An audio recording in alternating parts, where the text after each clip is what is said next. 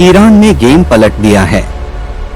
जहां America, Israel उसे multiple basis से घेरने की कोशिश कर रहे थे, अब इराक, लेबनान, यमन हर फ्रंट पर इजराइल और अमेरिका के खिलाफ ईरान ने घेराबंदी शुरू कर दी है।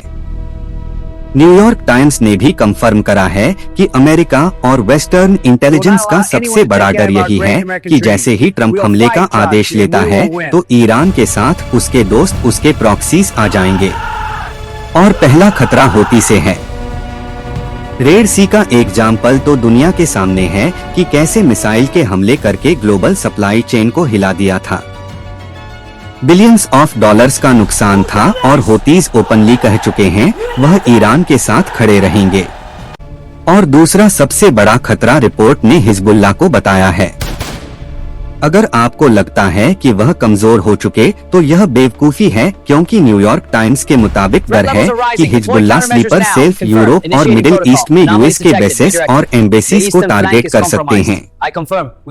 इसकी वजह क्लियर है कि हिजबुल्लाह की कमांड अब सिर्फ लिबनान से नहीं चल रही, बल्कि IRGC के ऑफिसर्स डायरेक्टली उसको अपने हाथ में ले चुके हैं।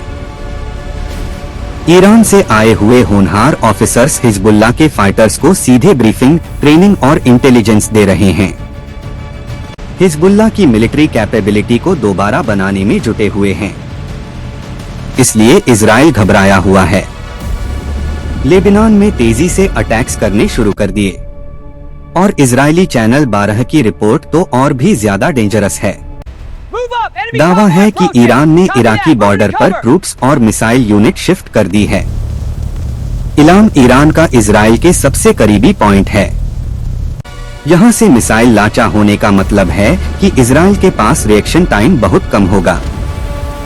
ऊपर से जॉर्डन के बेस पर भी खतरा है, इसलिए सीधे ईरान को हराना इजराइल के लिए बहुत मुश्किल और महंगा हो चुका है।